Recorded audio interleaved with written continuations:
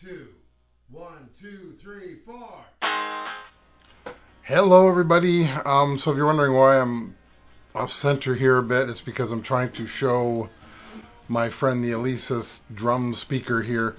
We're gonna do this is part 2 to the PA system of the DP24.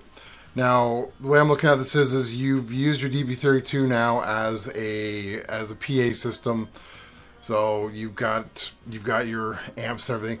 You now want to graduate, and you actually want to put in monitor speakers. Like you want to have monitors, so on the stage or whatever. So you have your big PA. Now I'm doing this a little differently today. I wish I could show you.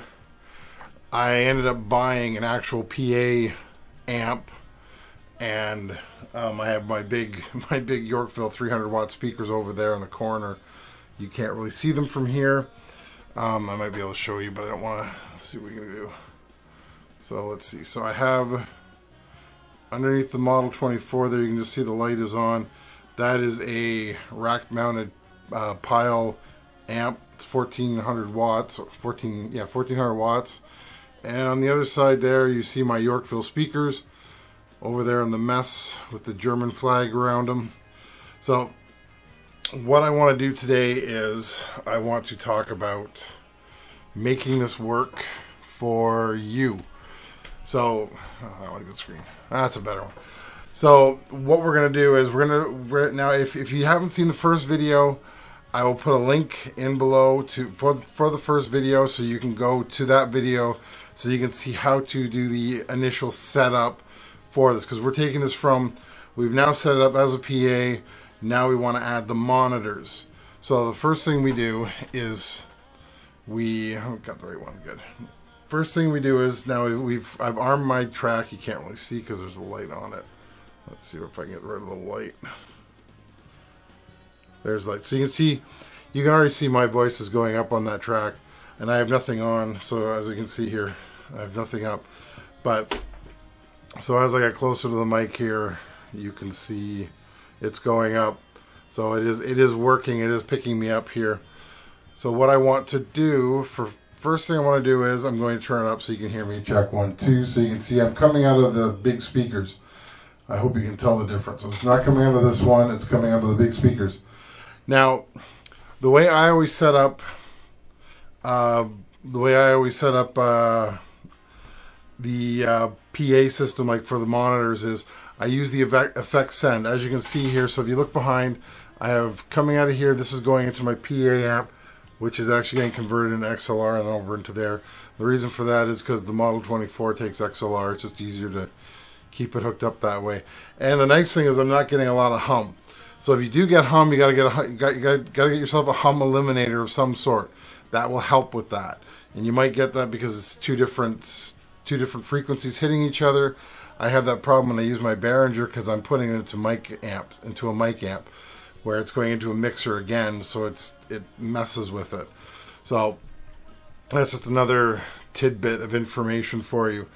So now I have that hooked up, and then coming out of the effect 1 send.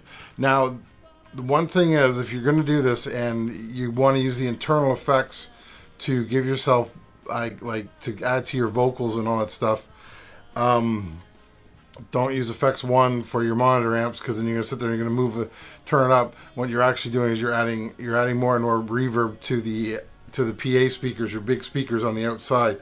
So you don't want to do that. So now I got my big Alesis here.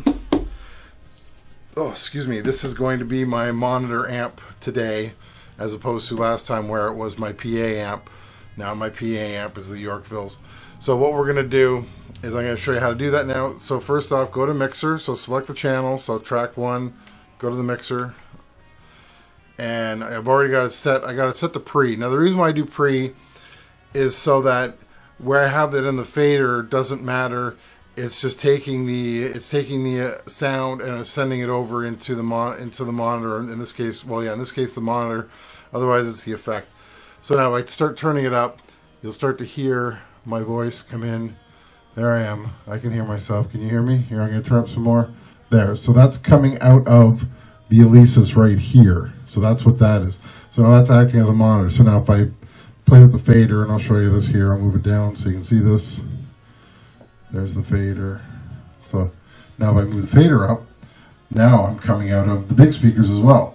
So now I've got both. So this is just a nice way of doing this. Now the nice thing about, let me just turn that down again, stand away from the speaker a bit.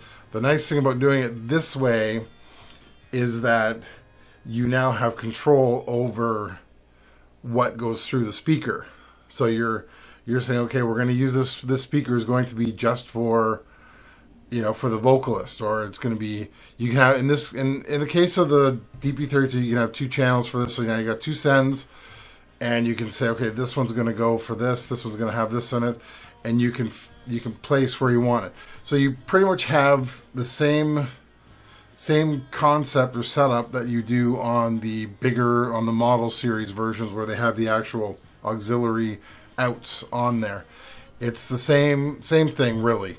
So that's how you do it. I hope this helps you out. So now it's working really well. So I hope this helps you out. This is just another way to go even further with your use of your DP32 if you bought one.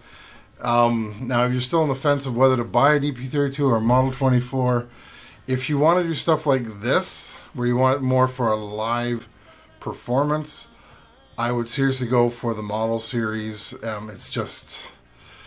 It's because they're designed more for this than the DP32 is. The DP32 is designed for recording and just leaving it somewhere, where the Model series is more for you're doing a live performance somewhere and you have the ability to record as well, and that's where that comes in handy.